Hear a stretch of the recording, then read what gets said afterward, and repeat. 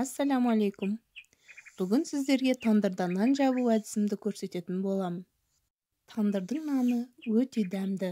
Бұл үшін бізге жылы су, сүт, тұз және дрожж қажет. Осы сұйықтықтарды араластырып, ұн қосып, қатты қамыр илейміз. Қамыр өз формасын ұстап тұру қажет. Илеген қамырымызды 2 сағатқа жылы жерге орап қоямыз.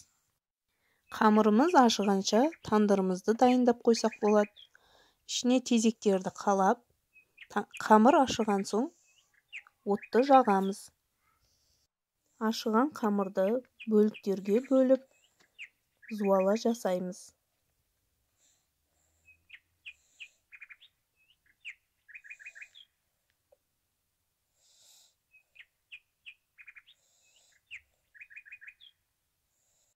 Бөліктерге бөлінген қамырдан форма жасауға кірісеміз. Қамырды шетінен жаймен созып, осылай жұқартып аламыз. Қамырымызды ары қарай нанның формасына келтіреміз. Ол үшін шетінен қолымызбен жаймендеп, икемдеп жұқартамыз.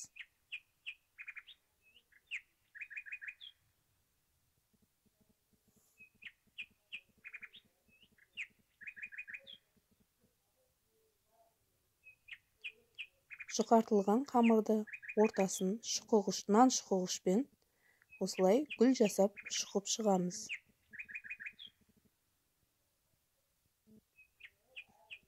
Нанды жасап болғаннан кейін отымызды көріп, жанып болған отымызды тандырдың ортасына үйіп, үстінен күрекпен басып қоямыз. Қызған тандырдың іші аппақ болып, ешқандай күйе қалмау қажет. Енді нанды жапсыруға кірісеміз. Нанды жапсыру үшін осындай қолды күйдірмейтін және нанның оңай жапсырылуы үшін осындай нәрсе пайдаланамыз. Нанның бетіне айран жағамыз. Және осы видеода көрсетілгендей етіп жасаймыз.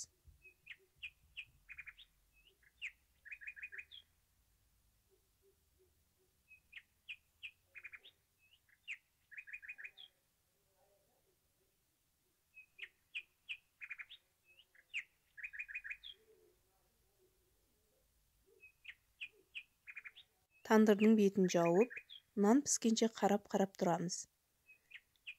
Тандырда піскен нан өте дәмді болады.